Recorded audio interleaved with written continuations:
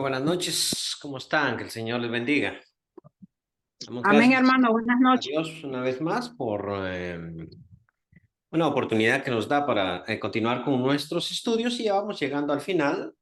El examen final, de que hablaremos al momentito, tiene que ver con los videos.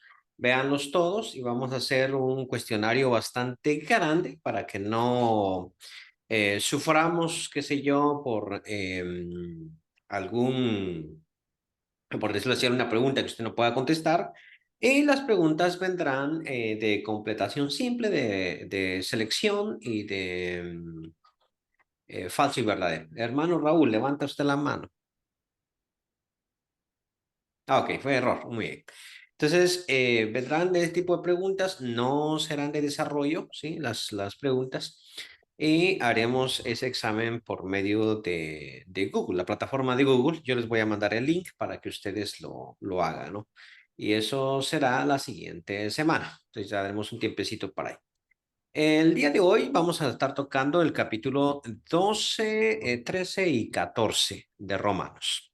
Esos capítulos forman lo que nosotros hemos llamado un inclusio, ¿no? Y para interpretación bíblica eso es importante. Porque abrimos, en un inclusio, abrimos y cerramos con el mismo tema. Ya les había dicho que esa palabra rara que yo utilizo mucho, que tiene que ver, que se llama inclusio, significa que el texto bíblico está como en un tipo de sándwich, ¿no? Tenemos pan arriba, pan abajo y en medio tenemos otra cosa. Entonces, el capítulo 12 y el 14 manejan un mismo tema, ¿sí? Y en medio está un texto que es sumamente importante, sobre todo cuando hablamos de la legalidad, ilegalidad, estar ilegal en Estados Unidos, que tiene que ver con y el matrimonio también, que tiene que ver con la obediencia a las autoridades civiles, que es el capítulo 13, ¿no? Que dice que debemos obedecer a nuestras autoridades, porque toda autoridad está impuesta de alguna manera por Dios. Y eso es un tema verdaderamente difícil, ¿no? Porque nosotros nos preguntaríamos si el gobierno de Nicolás Maduro está impuesto por Dios y hay que obedecerlo como cristiano, o qué hacemos en esas circunstancias, un montón de cosas que van ahí, ¿no? Entonces, me interesa más, sé que ese es un tema muy, muy importante y vamos a ver si nos queda un chancecito para hacerlo. Pero me interesa más el capítulo 12 y el 14 que hablan del mismo concepto, ¿no? Bien, entonces, si uno se fija, voy a ser un poquito explícito en esos capítulos. Si van conmigo a la Biblia, entonces abrimos Romanos capítulo 12, ¿no? Así que, hermanos, os ruego, dice, por las misericordias de Dios, que presentéis vuestros cuerpos en sacrificio vivo, santo, agradable a Dios, que es vuestro culto racional. Muy bien.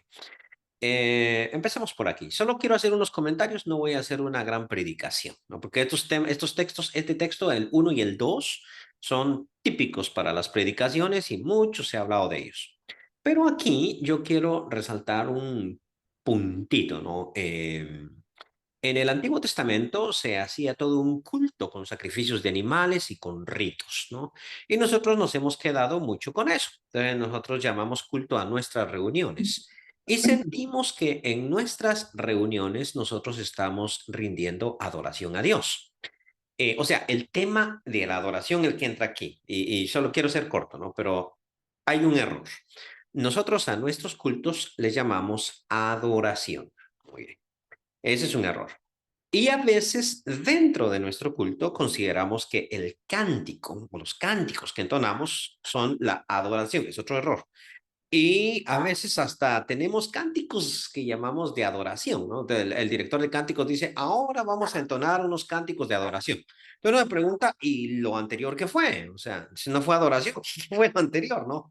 Ok, ¿cuál es el problema? Que el concepto de adoración implica la vida completa. O sea, yo adoro al Señor en toda acción, en todo momento, en mi vida. ¿Ya? No es en una par de horas el domingo o el miércoles, sino es concepto completo, ¿no? Y entonces, esta idea de pensar es distinta a la idea judía, porque los judíos se juntaban al templo para adorar. Pero ya en el cristianismo o en la iglesia, la idea de adoración tiene que ver con la sujeción de uno hacia Dios. Aquí, por ejemplo, así rapidito, dice el apóstol que presentéis vuestro cuerpo en sacrificio vivo. Entonces, en vez de presentar un sacrificio, un macho cabrío, una ovejita, un becerro, o en vez de presentarme yo cantando al Señor, lo que debo presentar es mi cuerpo en sacrificio vivo, santo, agradable a Dios, que es vuestro culto racional. En otras palabras, lo que Pablo está diciendo es la obediencia a Dios es lo que implica tu culto, tu adoración. Segundo, el versículo del 2.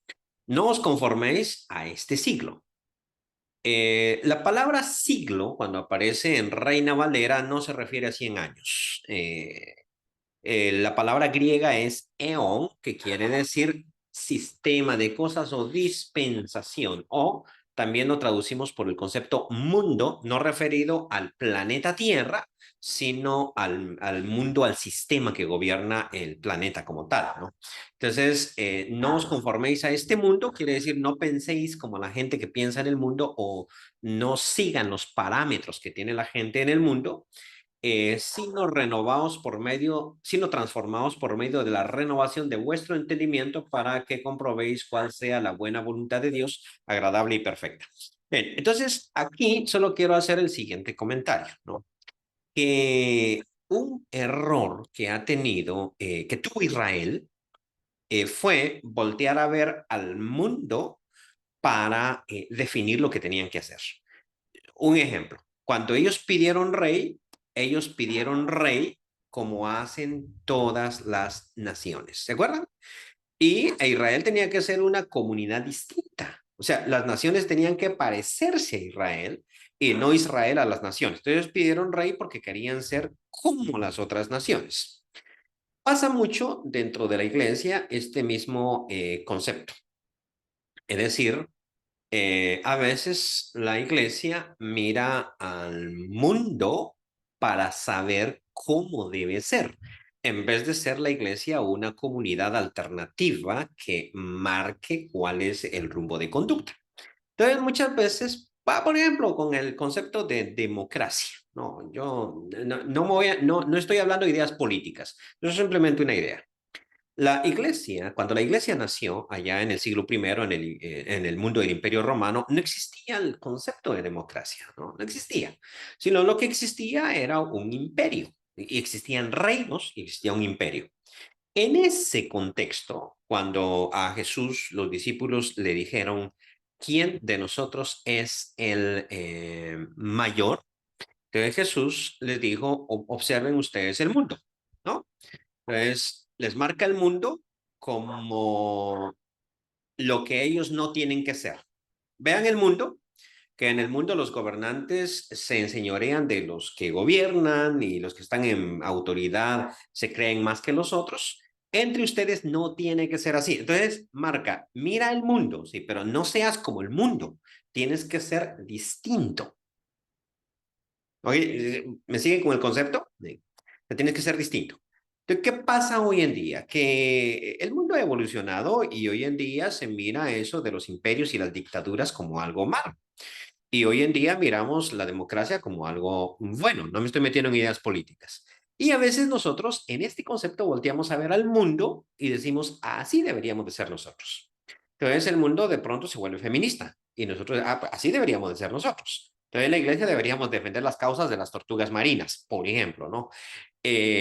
Cuando siempre en la Biblia se presentó, no mires al mundo para imitarlo, sino más bien eres una comunidad distinta. Entonces lo que Pablo está diciendo aquí, no os conforméis a este mundo, o sea, no piensen o no se conformen a los estándares éticos del mundo, sino que ustedes tienen que renovar su entendimiento para que comprueben cuál es la voluntad de Dios que va más allá de lo que el mundo dicta.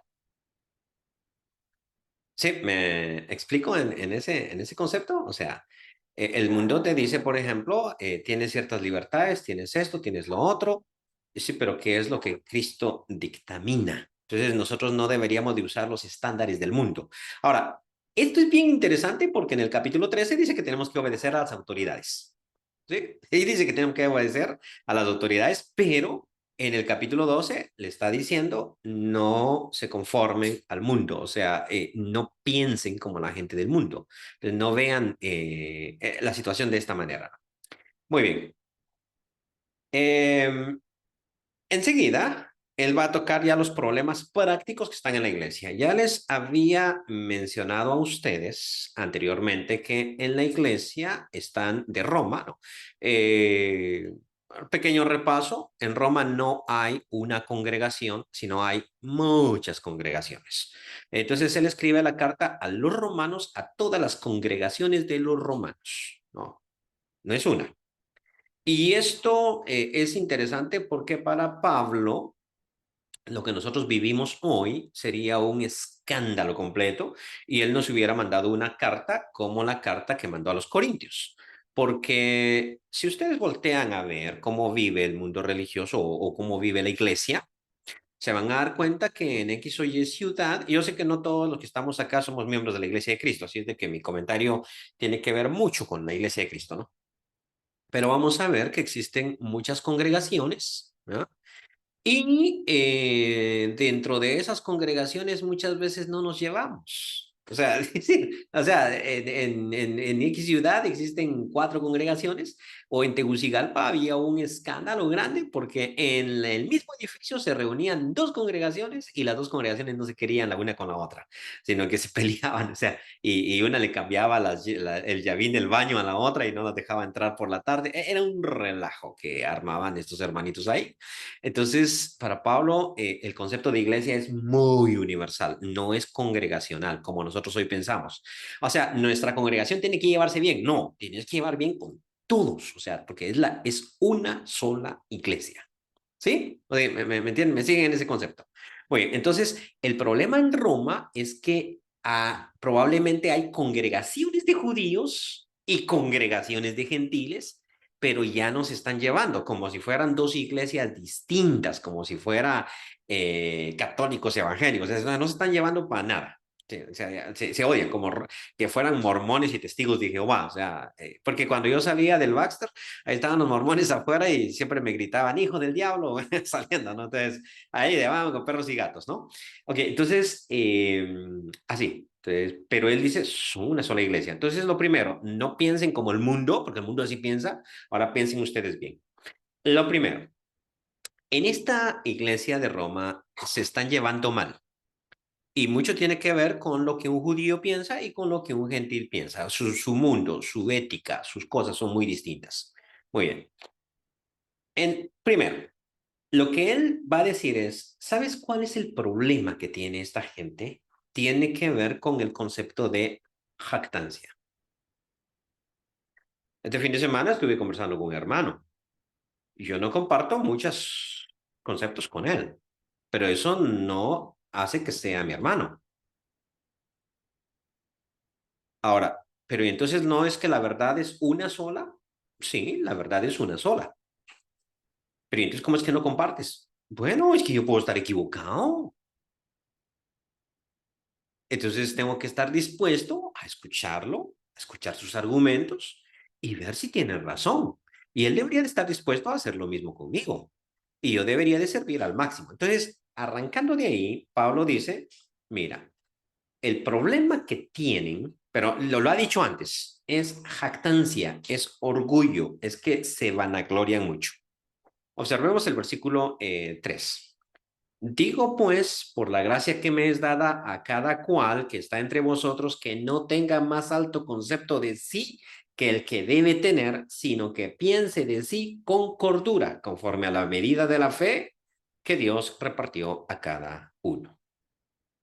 Okay. Notemos cómo el tema de la jactancia venía. ¿Sí se acuerdan que lo mirábamos? Que los griegos se jactaban de su sabiduría, los judíos se jactaban de su elección, y al final él le dice, fallaron todos. Y en la fe la jactancia queda excluida porque Dios salva por pura gracia.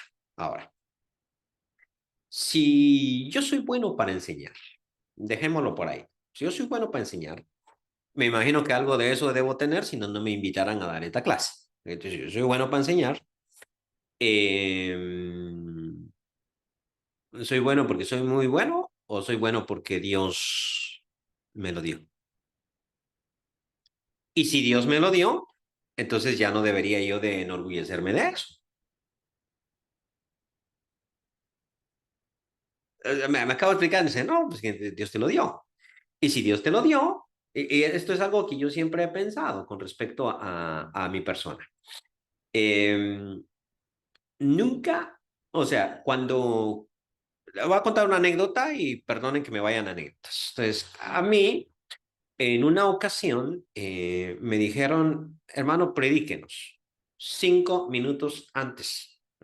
Predíquenos. Y yo dije, lo siento, pero no. Ahí estaba mi mamá. Y mi mamá me pegó la regañada del mundo. Y me dijo, sí, ¿por qué no?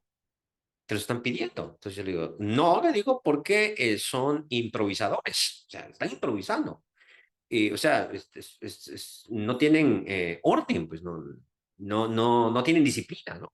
Y me dijo, sí, pero ese es un problema de ellos, no es tuyo. O sea, es el problema que ellos darán cuentas a Dios por no tener orden, estructura y estar improvisando, pero a vos te lo están pidiendo. Entonces, ahora vos tenés que decir que sí, ¿sí? Porque es el rollo de ellos.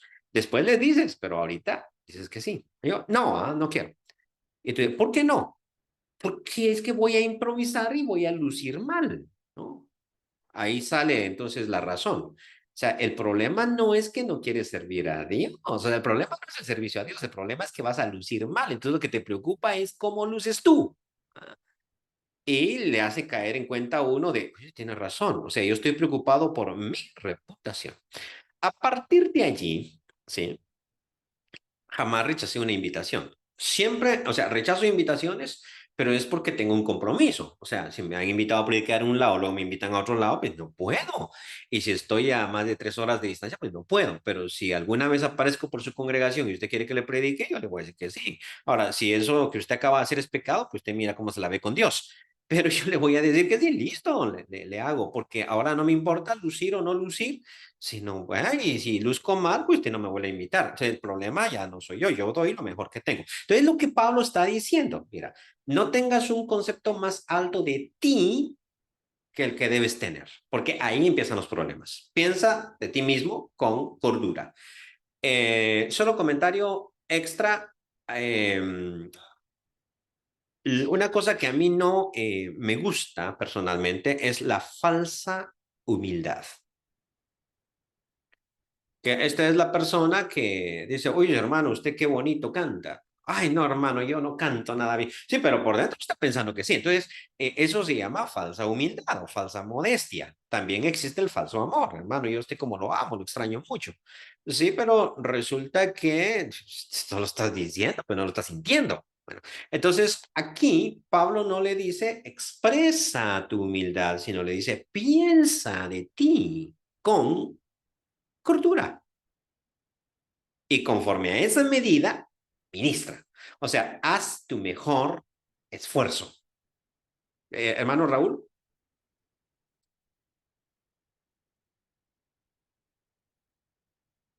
Sí, también cuando decimos, estoy orando por usted, y mentira.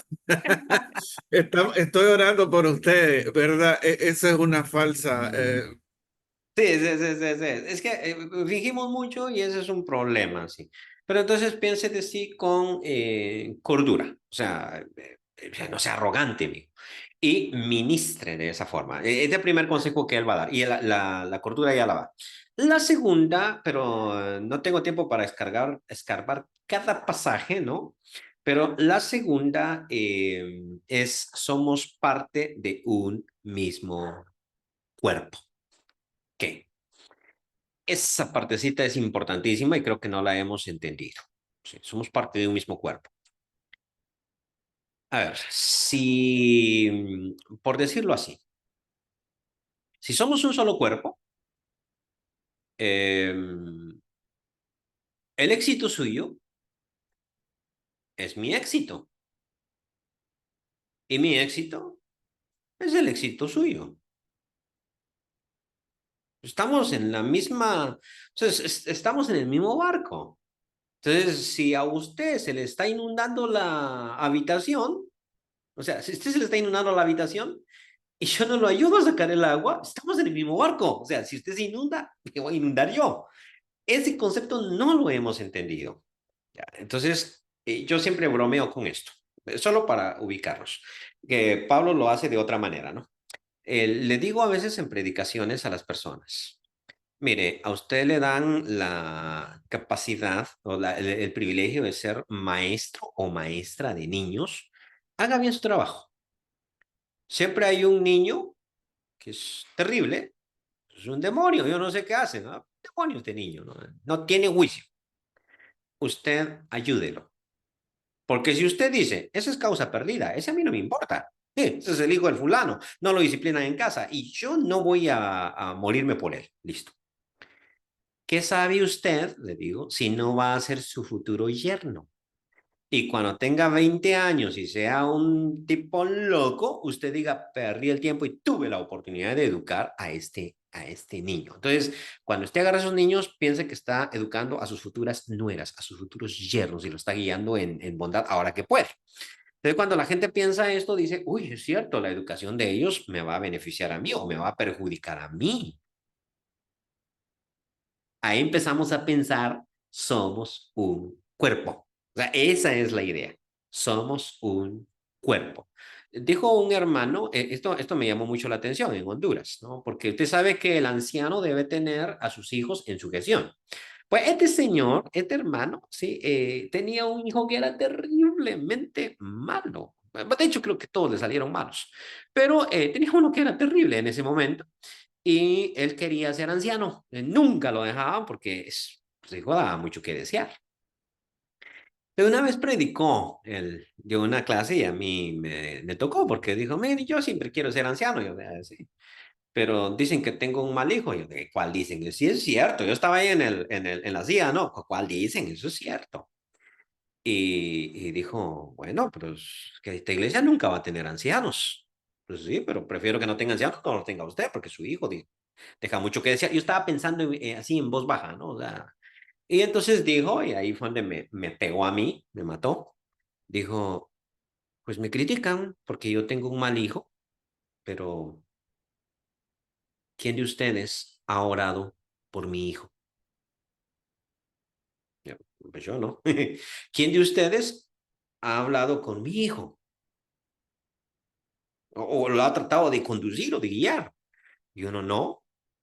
No debería la iglesia de preocuparse por mi hijo para que yo sea anciano y bendiga a la iglesia y lo bendiga a usted también. O sea, estamos en el mismo paquete. O sea, no sé si me está explicando. Somos miembros los unos de los otros y por lo tanto deberíamos nosotros de trabajar los unos por los otros. O sea, venga, lo voy a plantear así. A mí no me están pagando por si usted tenía la duda por esta clase. O sea, yo no devengo ni un centavo. Y creo que usted tampoco está pagando por esta clase. O sea, esto es un movimiento ad honorem de todos. Y si usted se pregunta por qué Selvin se toma esta hora y no le están pagando nada, si no le dan nada, cuando llegue por Nicaragua, el Fernando me va a invitar a un café, estoy seguro que sí, ¿no? Pero él no está ganando nada, o sea, aquí nadie gana nada. Entonces, no es que no estamos ganando nada, es que estamos ganando todos, porque si yo le enseño algo a usted, el mundo es redondo y como somos miembros los unos de los otros, somos un solo cuerpo, lo que yo le enseño a usted me va a regresar a mí. Nosotros los líderes estamos expuestos a caer. Y cuando nosotros caigamos, vamos a querer que la iglesia nos trate con compasión, misericordia y nos ayude verdaderamente. Un hermano tuvo problema con su hija y cuando su hija cayó en pecado, la iglesia le cayó a la hija, le cayó a él, le cayó a todo el mundo, ¿no? Él me estaba contando su experiencia y me dijo lo doloroso que es eso a uno como líder, que le pase eso, imagínate hermano. Y yo le digo, sí, no, tiene razón. Tiene razón. Hermano, solo la pregunta, ¿no? ¿Cuánto tiempo predicó usted en esa iglesia? El hermano había predicado un montón, casi 20 años. Okay. En 20 años, usted no les enseñó misericordia, compasión. porque pensó que nunca la iba a necesitar. Somos cuerpos, somos miembros los unos de los otros.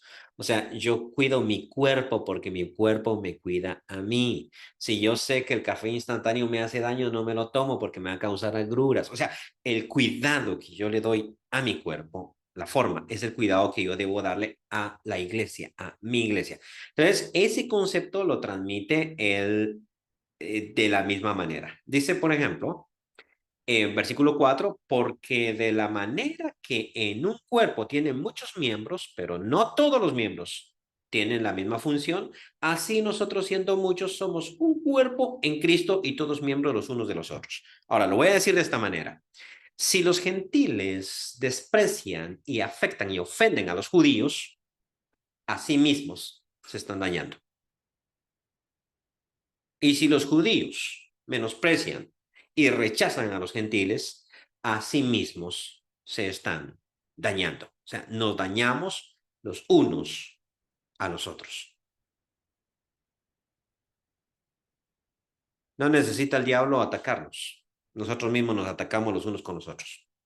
O no necesita el diablo destruirnos. Nosotros mismos estamos divididos.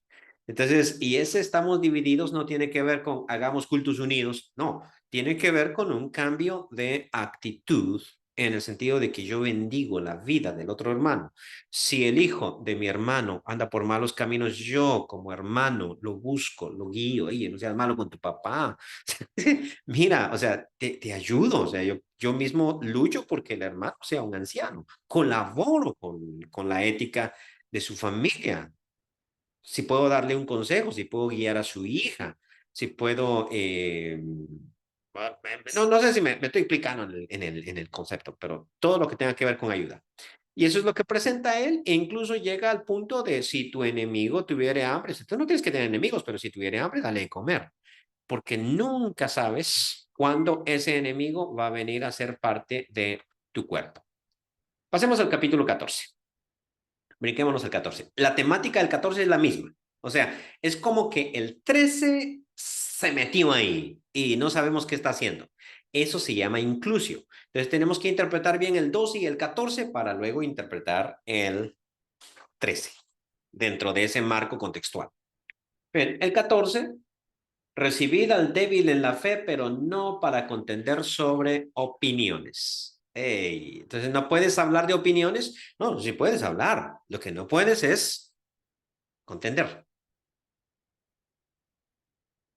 Lo voy a decir de otra manera. La Biblia no se hizo para pelear, se hizo para unificar.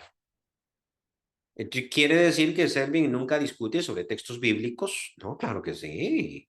Pero si todo el tiempo mantengo haciendo eso. Cuando me junto con gente, ¿no? Yo lo que hago es discutir sobre la Biblia. Y mira, yo creo que dice esto.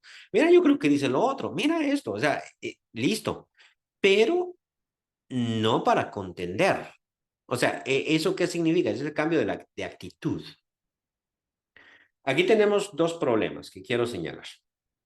Dos rutas. Primero está la de aquel que contiende por las escrituras. Usted contiende defendiendo la verdad bíblica. Ok, contra el mundo, contra la adversidad, contra la herejía. Pero a veces yo veo personas que contienden por boberías, por tonteras, por interpretación de un pasaje, por cuestiones que no deberían. Ok, el problema es que contienden. Y el otro problema, la otra moda que se está dando hoy en día es, como hemos contendido tanto por esto, entonces, ¿sabes qué? Hagamos nuestra reunión de predicadores, pero no toquemos textos bíblicos, ni exegesis, ni interpretación, ni doctrina, porque eso siempre nos divide. Eso tampoco, porque ¿cuál es el sentido? El punto aquí es aprendamos a discutir sobre Biblia sin contender, excomulgarnos y sin separarnos como miembros del mismo cuerpo.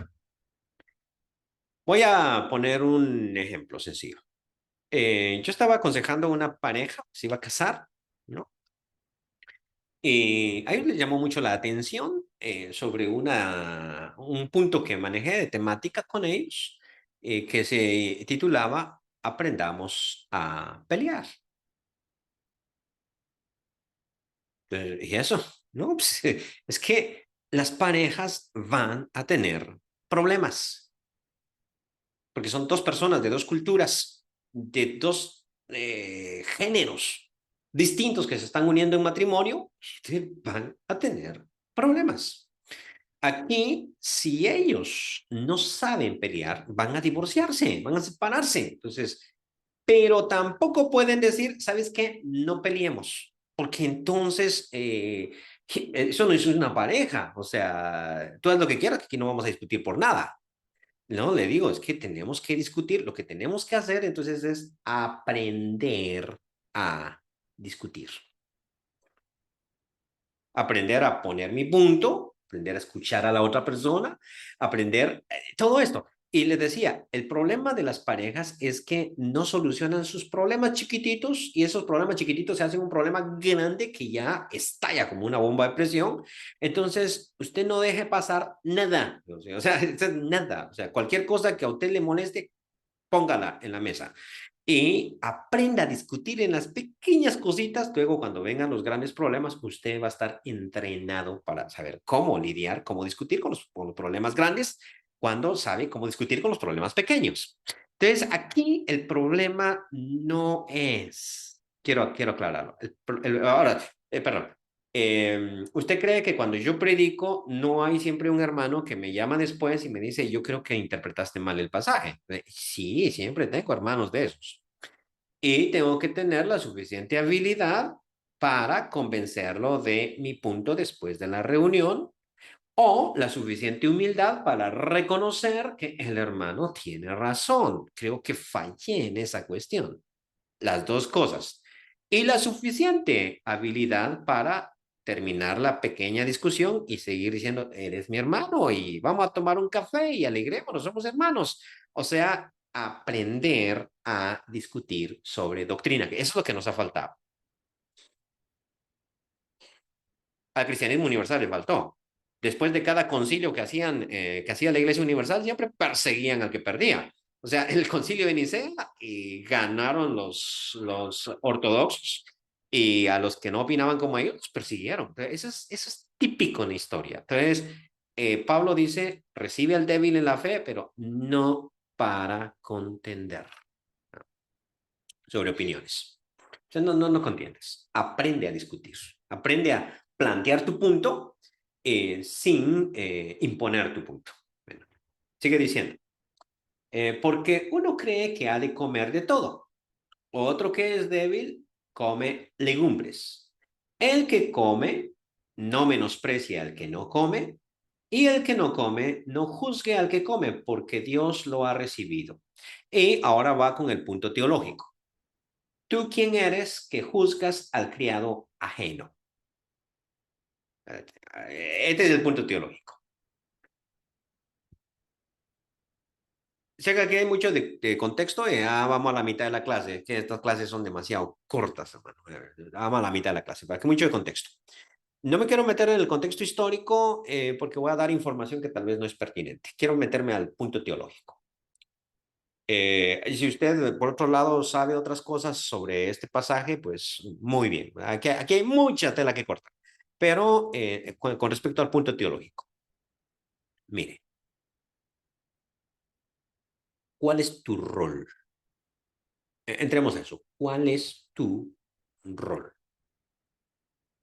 Cuando yo fui estudiante de Baxter, a contar, mis compañeros de clase hacían muchas cosas que eran indebidas. O sea, muchos de ellos debieron haberlos expulsado y no lo hicieron. Y no lo hicieron porque Selvin Monterroso se dio cuenta y no dijo nada. Entonces, me deben traer. Entonces, de hecho, cuando nos juntamos a veces me dicen eso, ay, gracias vos, la vez pasada me salvaste, ¿no? Tu compañero de clase. Listo. Cuando yo fui decano de Baxter, fui implacable porque cambié mi rol. Ahora soy el que toma las decisiones. Entonces, cuando alguien entraba y, mire, hermano, fíjese que quiero hablar, necesito hablar con alguien, bueno, le voy a marcar la pauta. Todo lo que usted me cuente va a tener consecuencias. Entonces no le cuento, no me cuente, pero todo lo que usted me cuente tiene consecuencias. Entonces yo ya nadie me confesaba nada y nadie me contaba nada. O sea, porque yo era el jefe, ¿no? Cuando después ya no lo fui, entonces le digo, ahora sí puede contarme, porque usted me puede confesar un pecado que cometió, yo oro por usted y le pido perdón a Dios junto con usted, y aquí nadie supo, pero cuando yo soy el jefe ya no se puede. ¿Ok? Bueno, entonces nosotros tenemos un amo. Empecemos ahí. Ese amo es Dios. Muy bien. Ahora, ¿usted qué es? Pues usted es siervo de ese amo. Muy bien. ¿Y yo qué soy? Pues yo soy siervo de ese amo. Ah, ok. Entonces, cuando yo lo juzgo a usted, o cuando yo digo que usted anda mal, entonces lo que yo estoy haciendo es poniéndome en la posición del amo y no del consiervo. Entonces, por ejemplo, yo guardo un día y lo guardo para el Señor. ¿Sí? Entonces, ¿a quién le debe importar si lo guardo o no lo guardo? Pues a Dios, porque para Él lo estoy guardando. Y si yo no lo guardo, ¿a quién le debe importar es a Dios, no a usted? Esto está difícil de entender, pero es que nosotros siempre queremos que el otro haga lo que nosotros hacemos. Entonces, si de repente yo agarro una rosita y se la regalo a mi mujer, ¿ah? ¿A mí qué me importa si usted le regala o no le regala una rosa a su mujer? Ese es su problema suyo y de su mujer. Yo a la mía la trato así. Oh, bueno, les voy a poner otro ejemplo. Yo tengo un sistema de finanzas. ¿Cómo organizo yo mis finanzas en mi matrimonio? Yo tengo un sistema. Y cuando a mí me dicen, y me funciona, y cuando a mí me dicen, hermano, ¿y cómo debo yo organizar mis finanzas? Usted mira cómo las organiza, o sea, le voy a dar unos principios básicos, pero luego ya usted verá. ¿Y a la mujer se le entrega la plata? ¿O uno es el que administra? ¿O entre los dos forman un fondo común? ¿O cada quien ay, usted haga lo que usted quiera, ese es su problema. Si usted es un despilfarrador, pues déle toda la plata a su mujer, que tal vez la maneja mejor, ¿no? Ahora, si usted tiene una mujer que se endeuda por donde quiera y no sabe utilizar plata, pues manéjala usted. Ahora, si los dos son administradores, pues júntense y tomen una decisión en conjunto. Ahora, sí, pues, hay mil formas, usted use la que a usted le sirva, ese es su problema, ¿no? Ahora, yo no voy a imponer mi manera. Esto es lo que está presentando aquí. Muchas de las divisiones en la iglesia en aquella época se daban porque los judíos guardaban un día y los gentiles no. Entonces, ahora los gentiles decían, pues, ustedes son atrasados, guardan un día, eso es parte del antiguo pacto. Y los judíos decían, ustedes no guardan un día y mira que eso al Señor no le gusta. ¿Y tú qué sabes? O sea, deja que el Señor juzgue esa situación. Entonces, yo puedo acercarme a usted diciéndole, a mí me parece, hermano, que usted debería de hacer esto.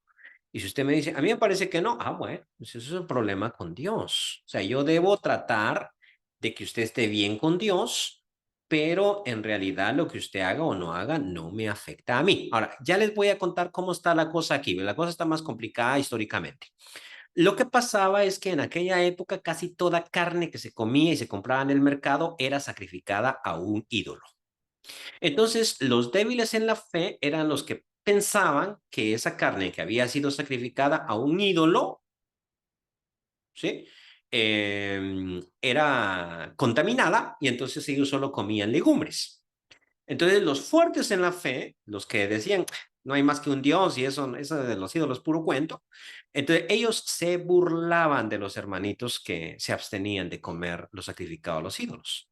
Y los que se abstenían de comer, entonces decían, vos sos un pagano porque haces esas cuestiones. Entonces aquí cuando Pablo dice, mira, uno que es versículo 2, ¿verdad?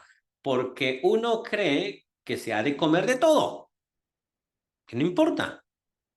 Y otro que es débil come solamente legumbres porque cree que todo lo demás está contaminado. El que come no menosprecie al que no come. Y el que no come no juzgue al que come, porque Dios lo ha recibido. Mm, muy bien. Entonces, lo muestro con un ejemplo.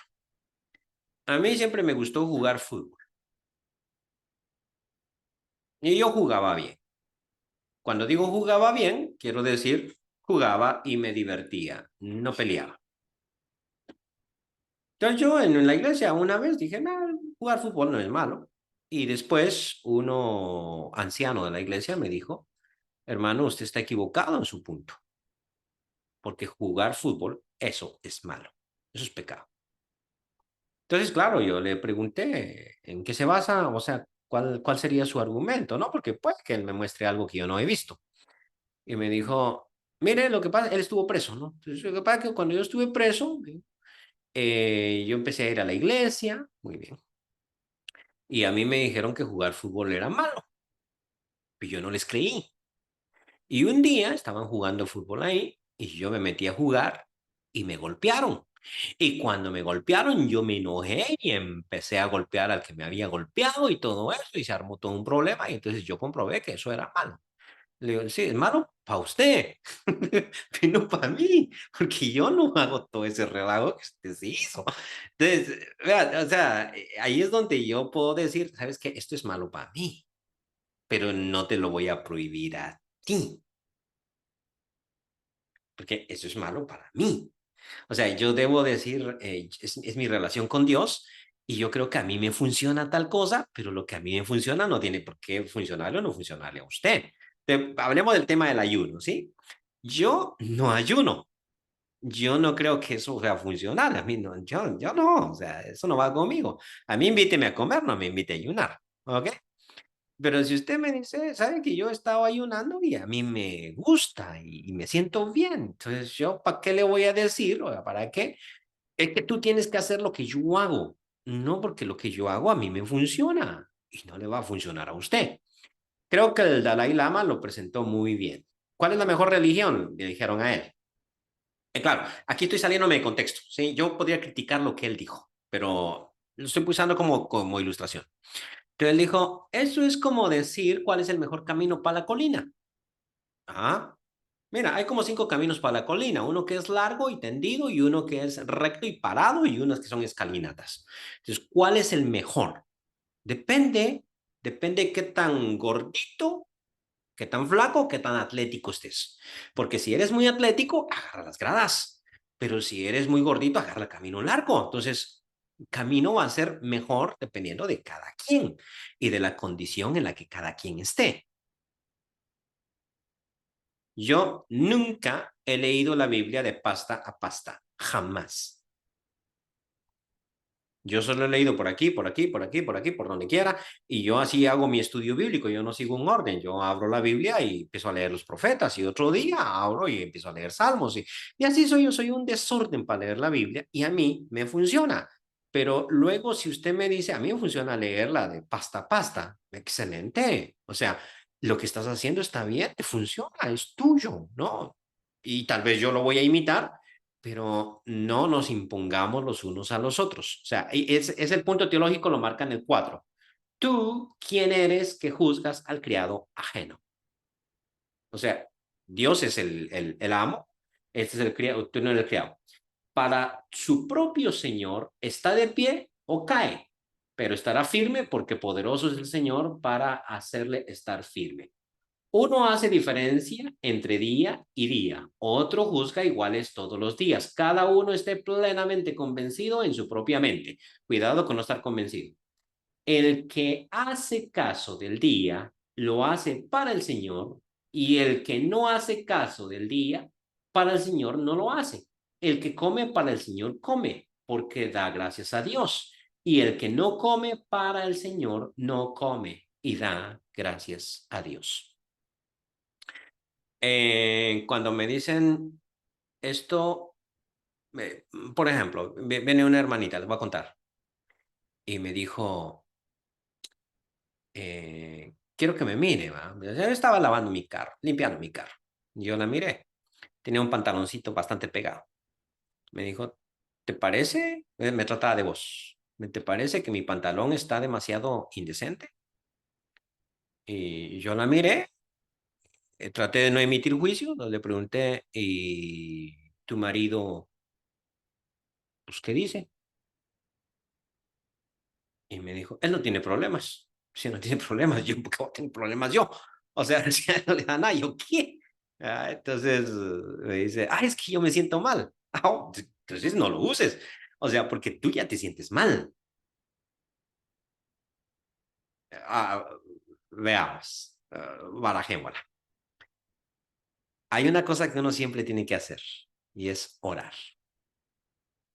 Y cuando uno ora, determina si lo que tiene está bien o no está bien. A ver si me explico. Digamos, usted dice, mira, tomar una cerveza, solo es un ejemplo, no es pecado. Entonces yo le digo, ¿eres capaz de orar sinceramente por esa cerveza? Y decirle, Señor, gracias te doy por esta cerveza que me has regalado. No, yo no puedo hacer eso. Entonces es pecado. Entonces lo estás viendo como pecado y solo te estás escudando. Es que ver pornografía no es malo, dice un hermano, ¿no? Yo conoce, le hago no le hice esta pregunta, yo se me quedé más sorprendido, así como, ¿qué? O sea, yo ni le contesté porque no atinaba. Oí bien, no oí bien. Pero hagámosle esta pregunta. ¿Puedes tú decirle, Señor, gracias te doy por esta película que estoy a punto de ver? Y al final decir, gracias, Señor, por esta película. Entonces, no, entonces lo que estás haciendo, tu conciencia te está diciendo que es pecado y es pecado porque tú lo estás viendo mal. La oración sincera. Entonces, aquí es cuando Pablo dice, uno cree que se ha de comer de todo y da gracias a Dios. ¿Comer cerdito es pecado? No, yo siempre que me como mi chicharrón le digo, gracias, Señor, porque me alcanzó para este chicharrón, ¿no? Y tranquilamente le doy gracias y me lo como. Entonces, para ti no es pecado, ¿no? Pero luego cuando yo no puedo decir, gracias, Señor, no, pues no te puedo dar gracias. Entonces, lo que estás haciendo es pecado. El pecado es, voy a terminar con esta idea. El pecado es objetivo y también subjetivo. Déjenme explicarle la diferencia entre esos dos conceptos. Objetivo es lo que es independientemente de lo que usted crea. Subjetivo es lo que es dependiendo de lo que usted crea. El veneno es subjetivo. Usted no necesita creer que eso es veneno para que lo mate. Como en las caricaturas, ¿no? Que el tipo se bebe el veneno y ahí no pasó nada hasta que lee que es veneno, entonces ya le hizo mal. No sé si usted se ha fijado que en las caricaturas los muñequitos van caminando en el aire y hasta que se dan cuenta y empiezan a tocar, estoy en el aire, hasta ese momento caen. Entonces, juegan con eso. Entonces, el pecado no es así, no es si yo pienso, no, es objetivo. O sea, por eso es que en el Antiguo Testamento había que hacer sacrificios por el pecado que se cometía por error o por yermo, como se dice. ¿De cuál era ese pecado? Yo no sabía que era pecado y lo cometí, porque yo soy inocente que no sabía. Independientemente de que supieras o no, había que ofrecer un sacrificio por ese pecado porque ahí se cometió un pecado. ¿Sí me estoy explicando? Eso es lo que marca que sea objetivo. Entonces yo no puedo decir, yo no sabía. No, es que eso es pecado. Punto. Que supieras o no supieras, eso no es un problema. Eso que hiciste es pecado. Muy bien. El pecado es objetivo a manejar este concepto. Y por eso es que Pablo, por ejemplo, él persiguió a la iglesia, ¿se acuerda que él persiguió a la iglesia? Y luego él dice más adelante que él no es digno de ser apóstol porque él persiguió a la iglesia. A pesar de que él también dice, yo lo hacía con justa conciencia. O sea, mi conciencia es testigo de que yo cuando perseguía a la iglesia, creía que estaba haciendo algo correcto, sí, pero el hecho de que hayas creído que era correcto no te exime de la culpa. Tienes esa culpa.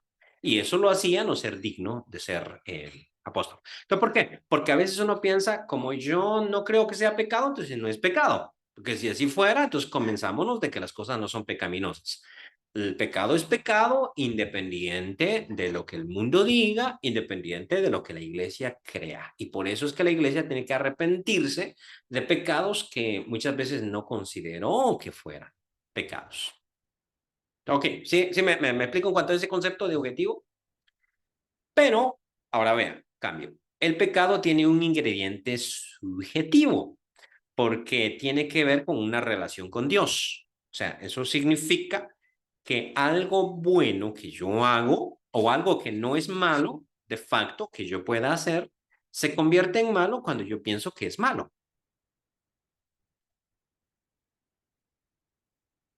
Eh, pongo un ejemplo. Aquí vamos a poner un ejemplo, sí.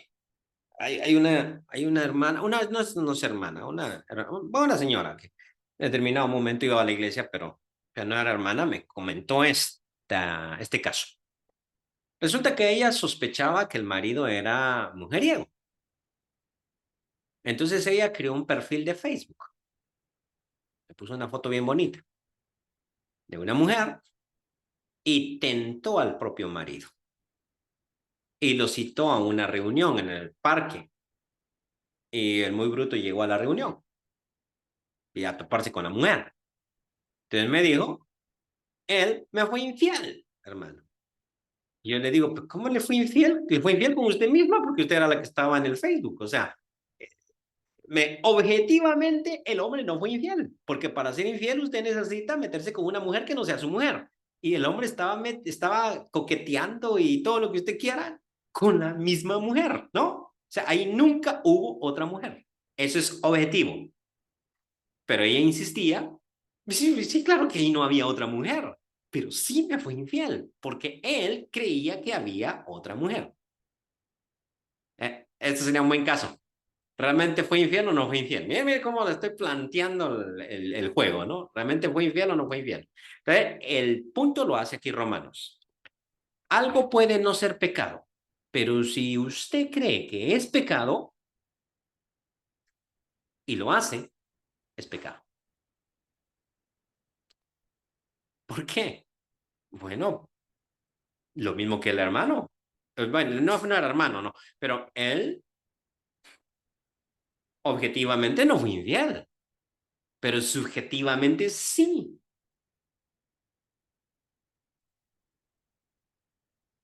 ¿Sí me estoy explicando? Eso es como, pone otro ejemplo.